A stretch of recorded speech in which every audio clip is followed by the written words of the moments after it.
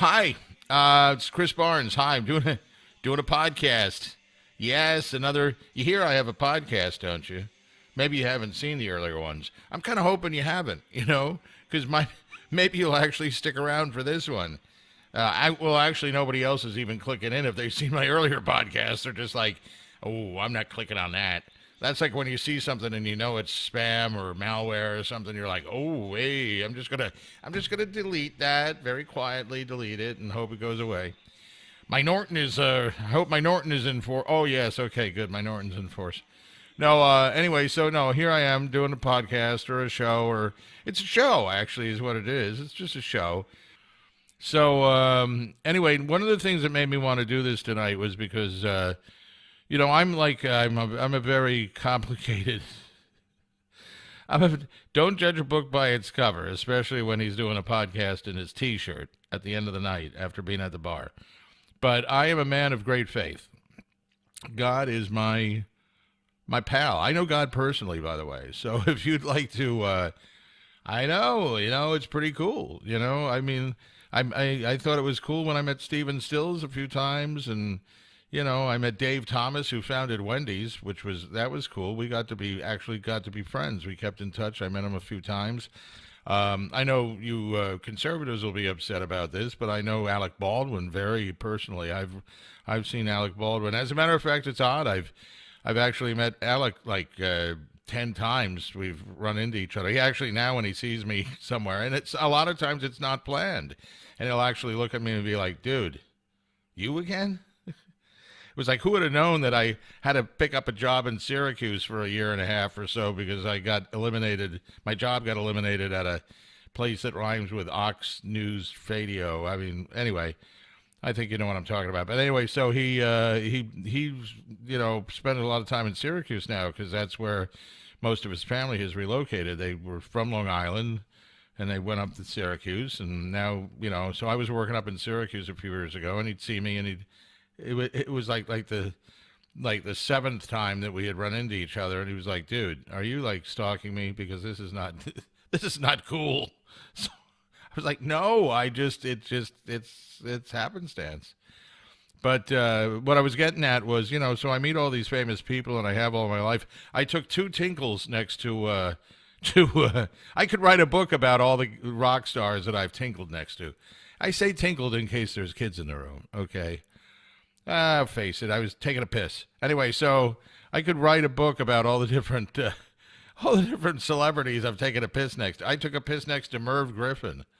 Remember Merv? Nobody remembers. If you're young, you have no idea who I'm talking about. Merv Griffin. But if you're older, you know who I'm talking about. He had a talk show for years. He was the first, he was the first, I don't know what he was.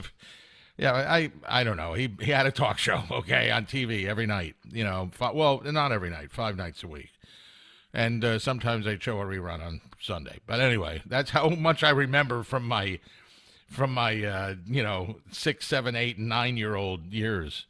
I was watching Merv Griffin. So anyway, I met Merv Griffin a couple of times, and one time it was in the men's room taking a piss next to Merv Griffin.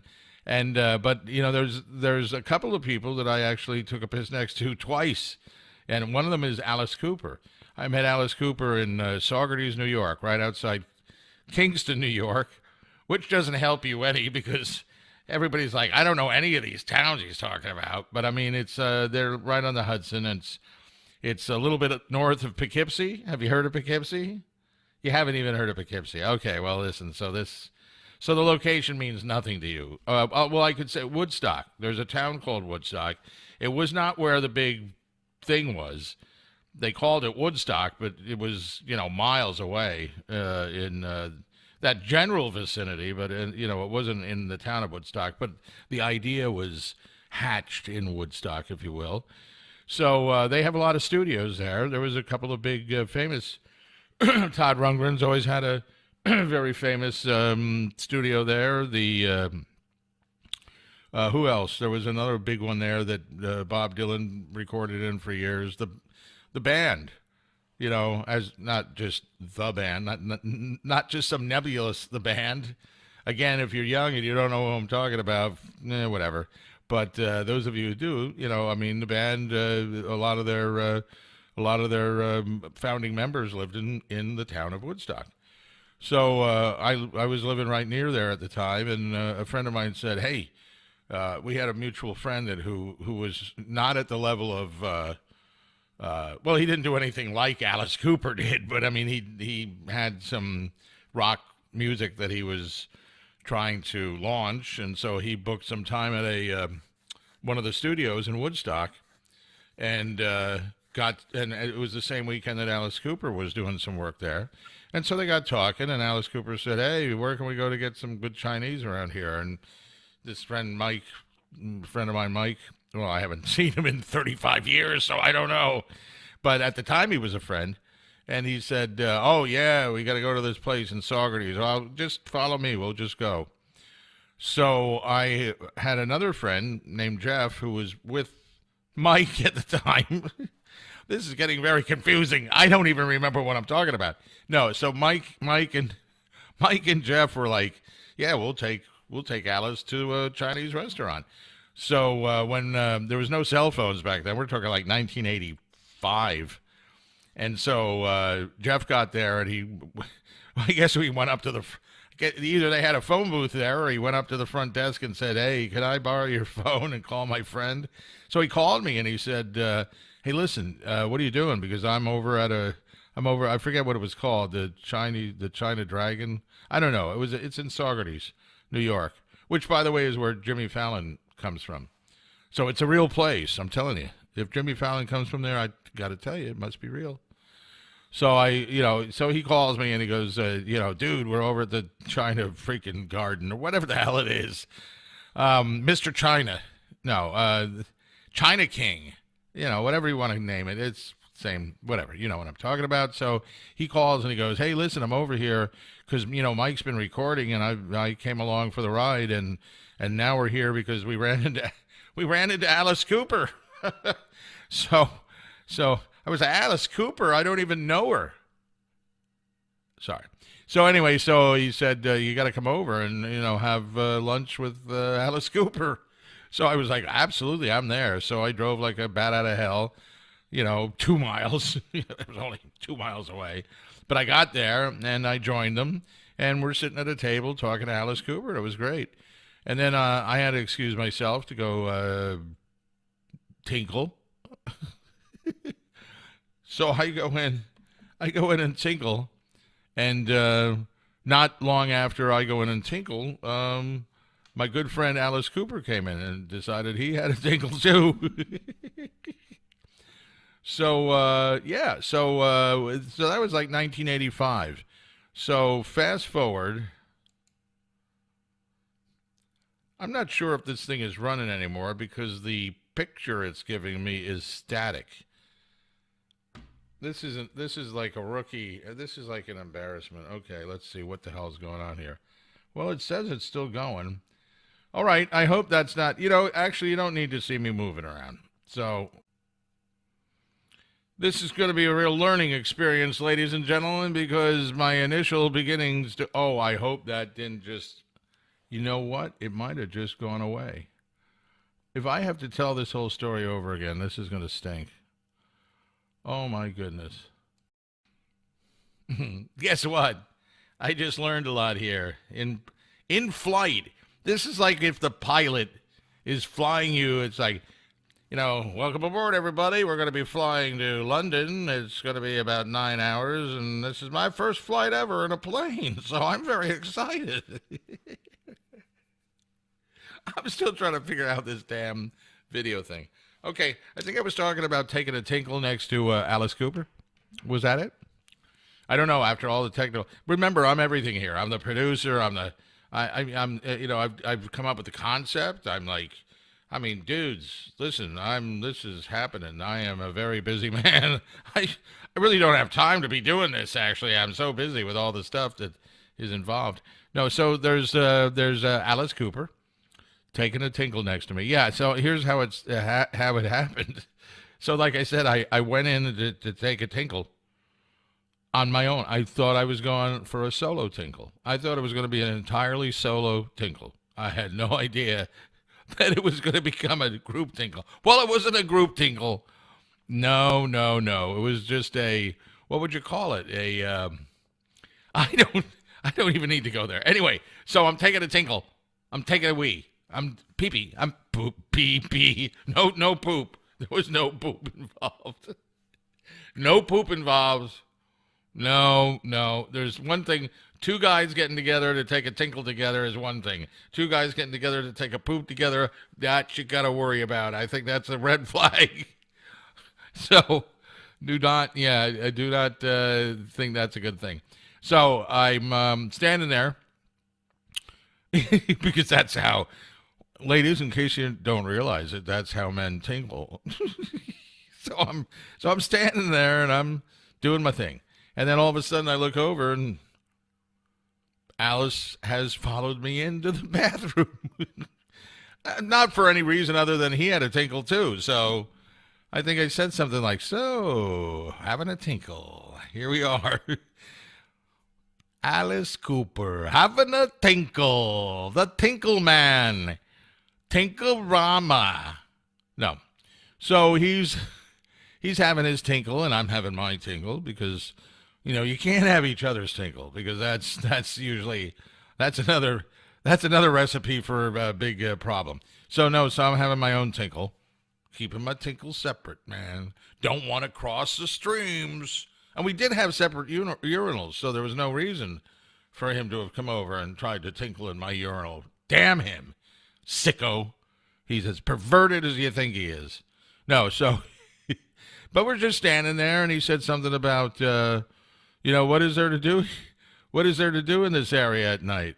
And I was like, there's a couple of nice bars, and there's this and that, and we're chatting a little bit. And he was like, yeah, well, that's good. He said, you're going to be out for a while. And I said, yeah, I'll hang around with you as long as, hey, look at me. I'm with Alice Cooper. I was like, go figure, you think I'm going to peel off right away? I was like, and now that we've had a tinkle together, we're good. We're good like this. We are like brothers in tinkle. So we go back and we finish eating and everything, and then after the big tinkle, he didn't want anything to do with me. He kind of was like red flag. Okay, I might be Alice Cooper, but this guy is weird. I'm not so sure about this guy. So I don't see him again until so that was 1985. Then I see him again in like 2000. No, when I was at XM twice. I'm trying to remember if I saw him at XM Satellite Radio before it merged with Sirius and became Sirius XM. This is all ancient history, even for the media folks who, even for the people who have it, they don't always remember that XM was by itself and Sirius was by itself, and then eventually XM kind of fell apart. And Sirius was like, well, we'll just take you. We'll just grab you. We're the dominant ones. So I'm at XM. Like I said, I can't remember. My first time around was 2001 to 2002, and then they eliminated the news channel I was on because they realized there was 27 salaries, and they were running like the music channels with like one person. So they were kind of like, why are we having this in-house 27 salary news show? So they summarily dismissed all of us in one shot. Or it would have been a few years later when I went back to XM and did traffic. Sorry, whenever I think about doing traffic, I go, and I don't know why. I just do. So I was doing traffic, and so it might have been then, but needless to say, it was somewhere in the the 2001 to 2004 vicinity when I was at XM one day and I went into the men's room. Now, XM, was trailblazing. It had all sorts of performance studios, and a lot of big artists came and did recordings and special appearances. And so, it was not that unusual to run into stars. But I hadn't run into any at XM at the urinal. I had not been tinkling on a routine basis with any stars at XM. So what are the chances that the one exception to that rule is that I'm standing at the urinal and I look over. And I didn't even know he was in the building that day. I mean, and I probably just missed the memo. I mean, we'd get email that would say, so and so is going to be here today. So and so is going to be here today. Blah blah blah blah. I was sitting there doing traffic one time, and there's a little window in the traffic booth. We're all in these tiny little booths. Imagine a cubicle, but you're entirely enclosed, and it's even smaller. And you're reading a screen and reading traffic for some city you don't even know about. And I looked over one day and standing there, they're giving a tour to Kevin Bacon, and his face is just like up at the. It looked like a picture. It looked like I had a picture of Kevin Bacon in my studio. He was just looking at me. He was like, got to do my traffic now, Kevin. See you later. I love bacon. Everybody loves bacon, but you gotta. And the 6 degrees of separation, I could go on forever about that with Kevin Bacon. My God. So anyway, but there was that. But then there was a day that I was. Did I tell you I took a tinkle twice with Alice Cooper? Yeah, right. So I'm in one day, and I'm just like standing there at the urinal, and I had no idea that he was due to be visiting. And so what are the chances? I'm standing there, and all of a sudden I look over, and there's freaking Alice Cooper taking another tinkle next to me. Should have said, are you stalking me? Are you a tinkle stalker? You're a tinkle stalker, aren't you? You tinkle stalker. I've heard about you. So I didn't say that. I should have, though, now that I look back on it. That would have been funny. But I look over and I go, I kind of glance. And guys at the urinal, if you're not really pals, you're not supposed to keep looking at each other, I mean, if you're pals, you can be like, hey, so, I met this chick and you should have seen her. She was like, oh, my God, she was like this. And the other guy's like, wait, whoa, man, you're pissing on me. So, so you're not supposed to be really looking at the guy. So I just kind of glanced and I realized it was him. So I just stared at the wall and we're tinkling. We're having a tinkle. And we think it's separate tinkles until I pipe up and go, you realize we did this once before. And he looked at me and he went, Saugerties, New York?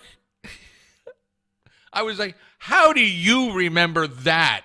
He was like, because it was one of the worst weekends in my life, and I remember it in detail. He said, that was the most boring, terrible place. I mean, Saugerties, New York is a beautiful place. It's in the mountain. I mean, it's in the beginnings of the Catskills and everything, but it did not impress Alice Cooper.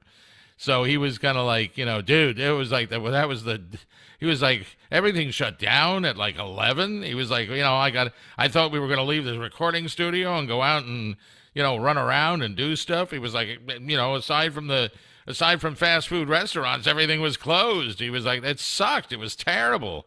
So he said, so I remember it in detail. He said, yeah, Saugerties, New York. I remember you. He said, you don't look that different. And it's true. I haven't changed that much. I mean, I'm and back then, much less. We're talking about 15, 16, 17 years ago. But anyway, I really thought that was great that Alice Cooper was like, yeah, I remember you, Saugerties, New York. Yeah. Having a tinkle. Having a tinkle. Having a tinkle. Why does this keep doing this? Now, it's, it is still recording, but my monitor is making it look like I'm frozen. It doesn't matter, actually, because, actually it has frozen on a spot that if, in fact, this turns out to be where it just froze, I've looked worse. I've looked a lot worse. So this is okay. I'll deal with it. And maybe it's actually just a mysterious thing that it's not really happening. Who knows? So, none of this was what I was really aiming to talk about today. I mean, the double tinkle celebrity things. I don't know how I got on it, but I'll be honest with you. I'm going to go a little bit longer. So the deal was, I was going to talk about a situation where I'm a man of. That's right. I did bring this up earlier, didn't I? And then I went nowhere with it. I'm a man. I'm going to stop this thing because I'm concerned about the fact that it's frozen. So we're gonna. Oh, oh, oh my goodness. Oh my goodness. It's back to normal. Well, it's as normal as it can be when it's me. So yes. So hi, I'm Chris Barnes. This is my podcast or my show, whatever it is. I'm starting to think I should just call it the Chris Barnes Show. Or just Chris Barnes rants at the world and talks about tinkling with celebrities. I don't know. I want to write a book because I've got other stories about tinkling with celebrities, but I don't want to share them all at once. I want to keep you waiting. Yes, we got to be careful with all that material. So the thing I was the thing I was going to talk about here this evening or morning or night or whatever it is as you're watching it, was the fact that I am a man of great faith. I'm not real big into the team religion thing. I'm not like, mom's like, you should, I raised you a good Catholic and look at you. I'm like, Mom, God doesn't care. I mean, Jesus is my man. I mean, God meets us all in different ways and through different means. Jesus is my guy. I'm all about it. I got the T-shirt and I got the T-shirt. I'm in the fan club. I get advance tickets to everywhere Jesus is. It's amazing. It's great. I get the best seats. I'm hoping it will translate into the next level. We'll see. That's kind of where I am. But I'm not about the. I don't think when I get to the gate, God's going to go, okay, or St. Peter or whoever you believe meets you at the gate, so to speak. It's not going to be like, wait a minute here, Methodist, Lutheran, Presbyterian, Catholic. Wait, oh, you're Catholic, huh? Oh, yeah, we got a special place for you. First of all, you need to give us all your money. So, no, my God's not about those teams, but I happen to be, in terms of how I've met God, or he's met me, or she's met me, or whoever it is. Not sure who it is, actually. I just keep, talking to him, her, or whatever. I'm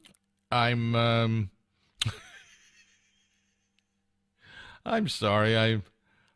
I get off track when I suddenly realize how crazy I am about my beliefs. But this is actually all true. I talk to God like I do this. I mean, do this. I'm doing it now, actually. I've always had this little agreement with God that, whatever I'm saying or, whatever my deal is at a given moment, it's a prayer. It's a prayer. It's me being me.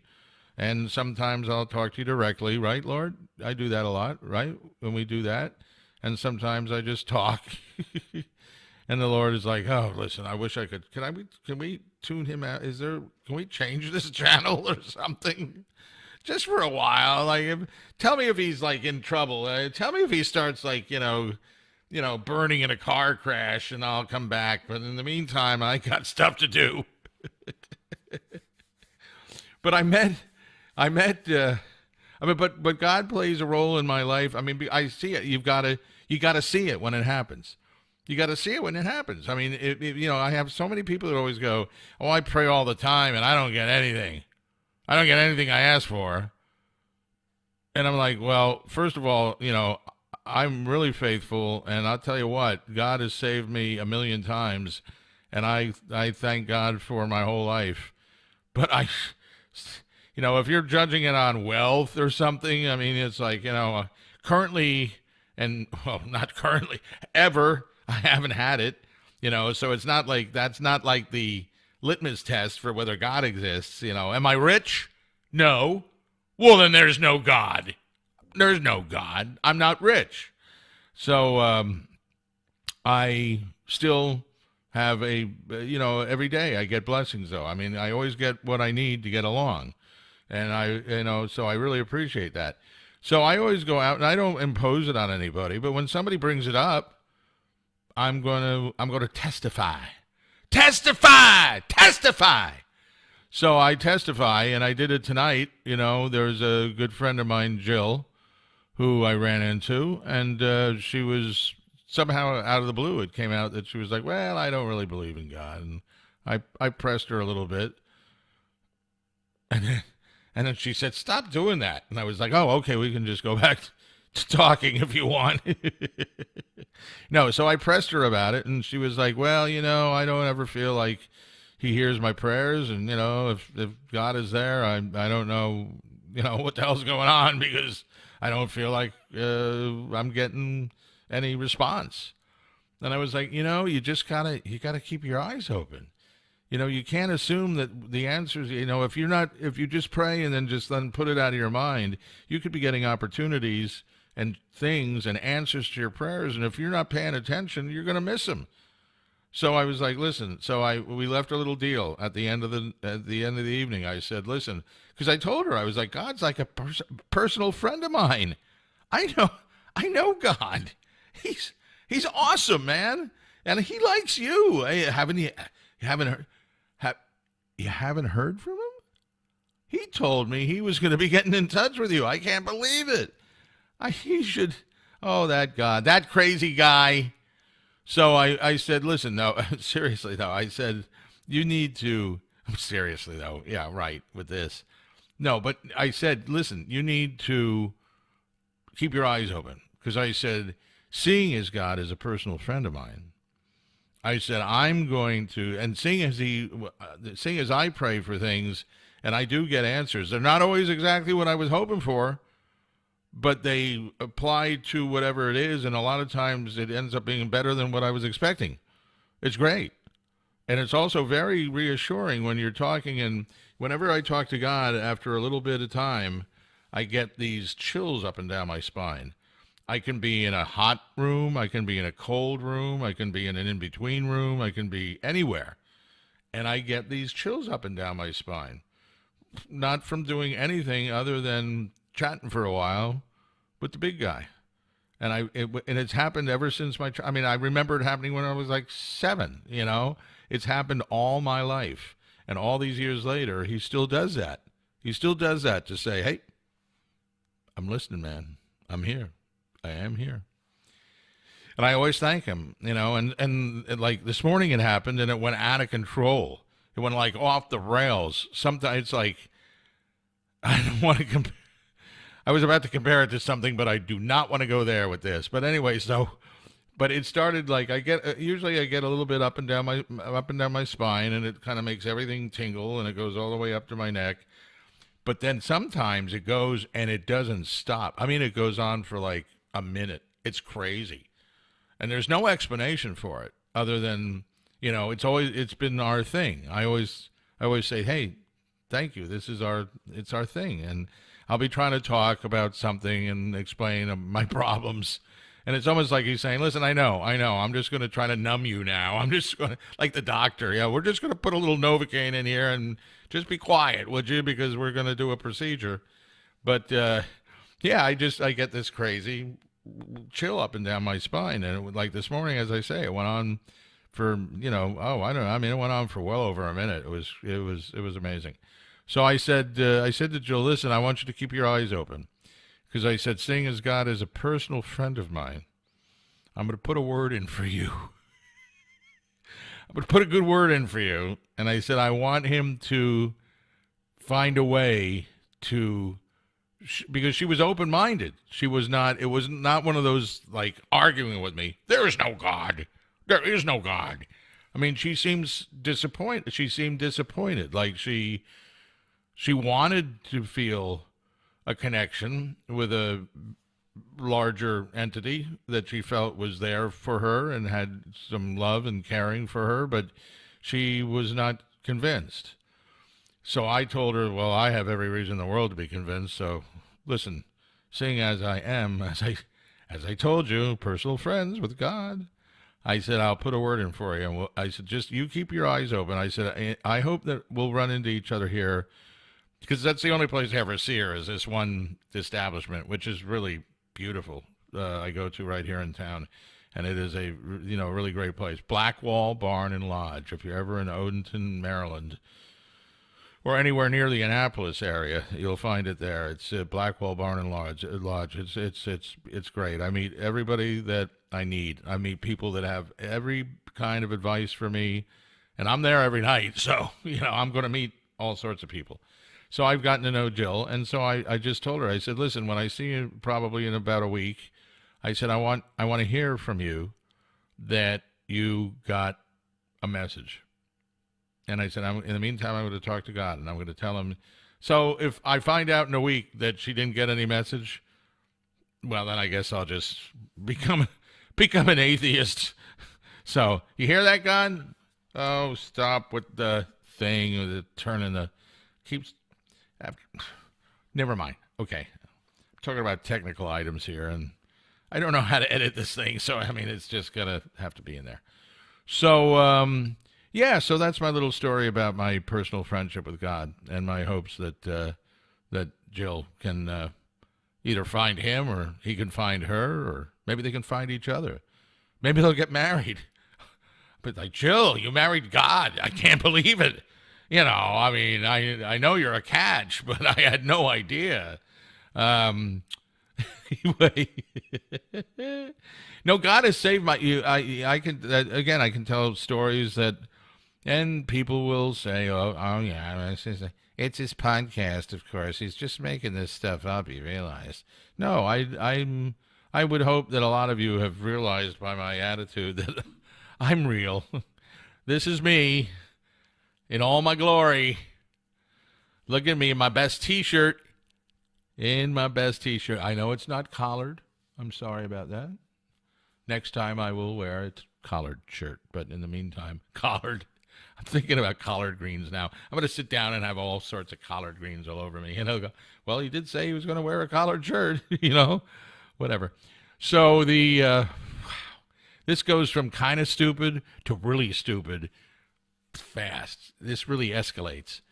So, no, I was going to tell a couple of crazy stories, actually, just to prove my faith in things that I know are otherwise unexplainable. If there is no God, these are two I'm going to give you two, and these are only two of many. And we can verify this because I have witnesses. I have a partner in crime for one of them, my friend Jeff. Jeff and I were...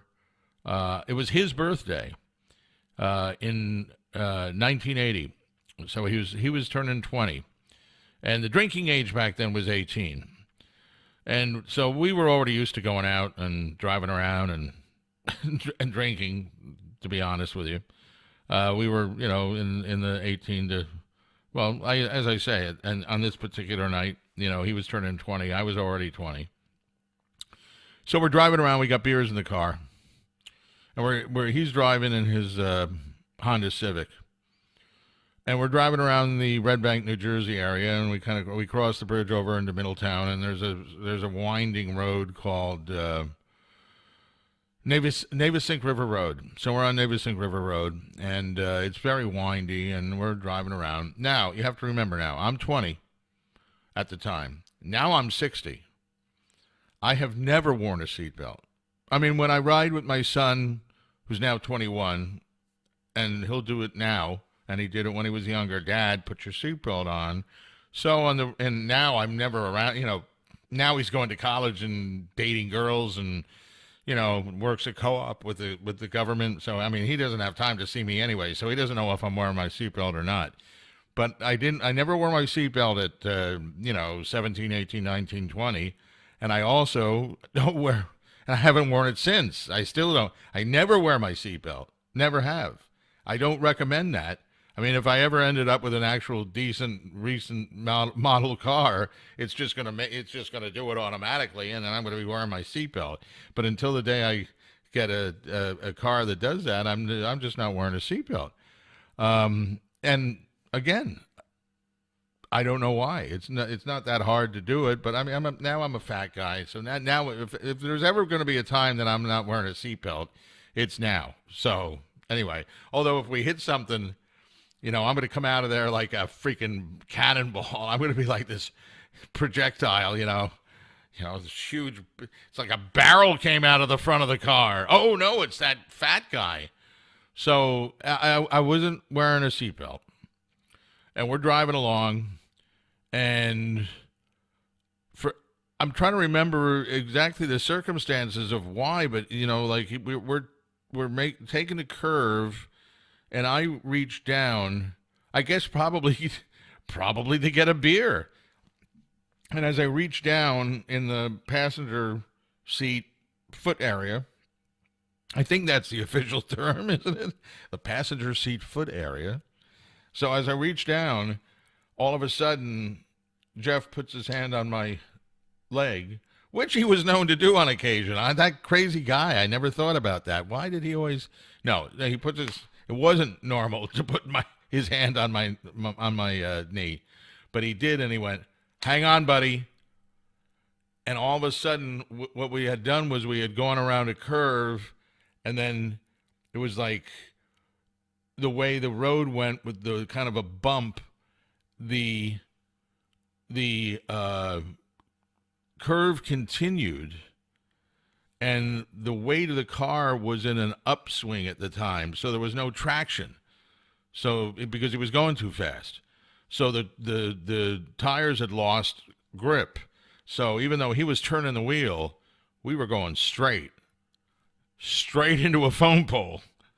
So we hit the phone pole, and 1 minute you're driving along and you got the radio going and you're drinking beer, and the next minute it's like silence. So there was silence, and we were like kind of out, I think, and we kind of came to, and when we did, there was a cop leaning in the car, and he said, "You guys okay?" And Jeff kind of looked at him. We kind of looked at each other, and we were like, "Yeah, I think we are." And the guy said, and Jeff didn't have his seatbelt on either, but he was like 6'9". Jeff is a really tall guy. So he kind of, his leg, just the way he's built, he kind of caught under the steering column and everything, and so he was prevented from being flung out of the car. But the cop looks at me and goes, "It's a good thing you were strapped in there, young man, because otherwise I'd be looking for you about 100 yards in front of this vehicle." And the cop says, "I'll be right back." And as he walks away, Jeff looks at me and goes, "You weren't strapped in." I mean, I was. As he's talking about it, I was strapped in, and I felt the pain of having gone, "Ugh." I mean, it was like my whole chest was bruised and injured, but I hadn't been strapped in. Not before well, apparently I was before the crash, but it must have been a spontaneous action by some force somewhere, because I never wore a seatbelt. I still haven't worn a seatbelt. And there's no explanation for why on the night that we hit a phone pole, and I had just been reaching down, there was no way I was in the seatbelt because I was reaching down to get a beer. I wouldn't have been able to reach down to get the beer if I was in the seatbelt. And yet when the dust cleared and we came to and looked at the cop, and I remember that because I went back to college for that next semester, which was starting just shortly thereafter. And I had the pain of having gone through that, being thrust forward and having the seatbelt compress my chest and bruise me. I had every time I took a breath, which is kind of meaningful. I mean, I told you, God is a crazy guy, man. He should be a motivational speaker. I think that's what it is. He could change the world. No, every time I took a deep breath, it would hurt. And it was like a reminder, kind of like, see what I did there for you? See? You're going to appreciate your life? Are you? So that always freaked me out. And, it's a miracle. It's just a miracle. And then the other thing actually happened before. We're going to go backwards in time. When I was 16, or I had just turned 17, and I was going out with one of my first girlfriends, and my parents had bought me a 1977 Trans Am. Go figure. Well, I was supposed to share it with Mom, but that never seemed to work out. And I was kind of like, I'm working at the supermarket. I could take over the car payments on it now. And she went out and bought another car, and then I proceeded to lose my job at the supermarket, and they were stuck with the car payments for all these cars.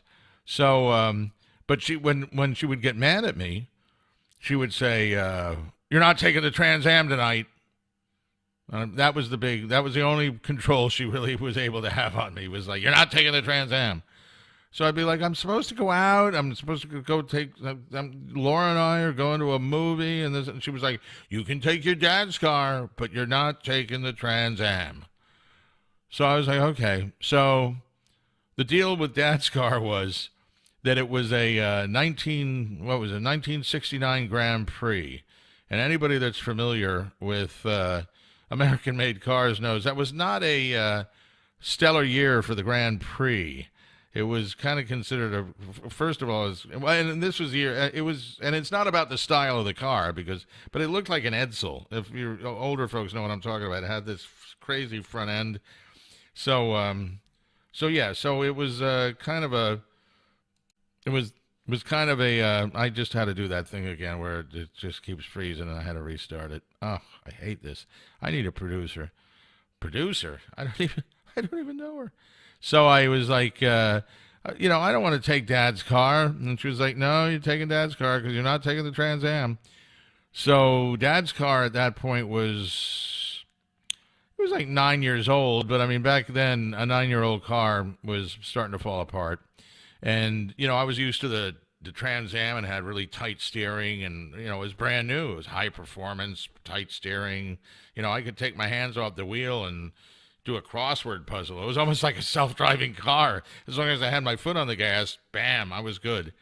So Dad's car, not so much. It had the big old steering wheel. They hadn't quite switched to the nice, smaller, safer steering wheel. It was the big old crazy steering wheel, and he hadn't had it aligned in a while, so if you took your hands off the wheel, you were definitely veering off somewhere. And on top of it, I was a smoker at the time, and there was the cigarette lighter didn't work. So I'm driving down a road, go figure, it's called Sycamore Avenue in Shrewsbury, New Jersey, right outside Red Bank and that whole Jersey Shore area. That was my stomping grounds. So I'm on this road called Sycamore Avenue, and they call it Sycamore Avenue for a very good reason. There's all these gigantic sycamore trees. I mean, they are, I don't know how to describe how huge they are, but it's almost like as wide as, I don't know what. It's a big tree. It's a big tree. It's a big freaking tree, okay? You got the idea? Okay, a big freaking tree. So it's a big freaking tree, and they have them all up and down the median, and they're on the side of the road. So I'm driving along, and I decide I'm going to have a cigarette, and I'm so used to just being able to use my cigarette lighter in my Trans Am. Big deal back then. Yeah, you paid extra for that. Yeah, it's a little cigarette lighter. So the cigarette lighter didn't work in Dad's car.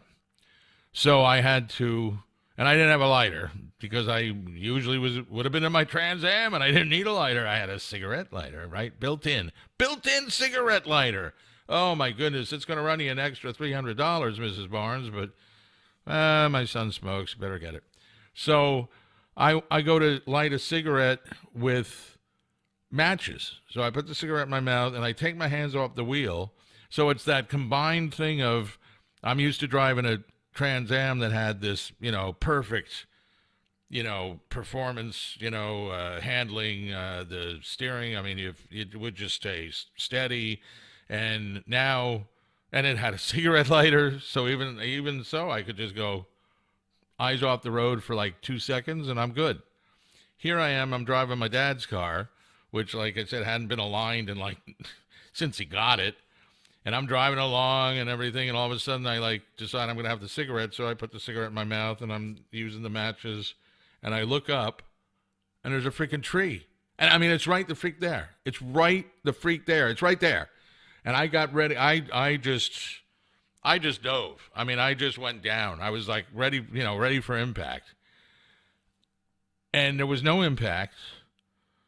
And eventually I got stuck in mud. And, I did, even though I kind of threw myself over, my legs were still down. I was trying to step on the brake. I mean, I was making an effort, but I just didn't want to see this thing take my head off. And all of a sudden, I'm stuck in the mud, and I get out of the car, and I go back, and the tire tracks I think you know where I'm going with this, and if you don't have faith, you're rolling your eyes, but this is what happened. The tire tracks led as if the car went through the tree and then just continued on the other side of the tree until I got into this really muddy area where the car essentially stopped and basically got stuck. And I've never been able to rectify that with anything other than a miracle.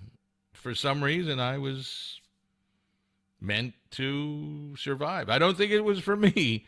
Every time I talk about these things that have happened to me, like I say, it's not because I'm supposed to stay here any longer. I'm now dispensable. But I think I was supposed to stick around because the plan was somehow I needed to be part of the process to get my son here, because he's the one that's going to do some great thing in the world. Because obviously saving my ass so far has not proven otherwise very effective, because I'm still trying to cure cancer. I'm working on it, but, I'm very busy. I try to put a little time in on Sundays, What am I doing today? I wanted to watch that game. Oh, but that's right. I gotta work on that curing cancer thing. I'm sorry. I better get right on that. But anyway, so it was freaky. I mean, it happened. It happened. I went back the next day and brought a friend who conveniently died since, so I can't use him as a reference. But I went and said, "Look at this. What do you think of this?" And there's no explanation for that. I was like, I know. So it makes you feel, blessed, and I do. For all that I act like a crazy bastard. Well, I am a crazy bastard. Let's be honest here. I'm a crazy bastard. But even crazy bastards can have faith and stuff. So to all you crazy bastards out there, if you've been bashful about talking about God or talking to God, if he takes me, he'll take you. You're probably, he might take you and say, I can only take so many of I can only bless so many of these people. We can knock Barnes off the list. I think I've saved his bacon a few times. Let's see if he can figure it out himself. Well, listen, Lord, I'm doing a podcast, so there. You don't have a podcast, do you? Oh, Mr. I'm God, huh? No podcast for you, though, huh? Come on, let's be honest here. So anyway, I think at this point, before I get struck by lightning, I better stop. And we'll see if you ever want to come back. Because I'm probably going to do more of these. It just happens sometimes. It's divine inspiration. No, I know. No, I won't blame you. That wasn't a... Anyway, listen, God and I need to talk to each other a little bit here, so I'm going to leave. Thank you very much. And I'm Chris Barnes, and this has been another of my internationally infamous podcasts. So long.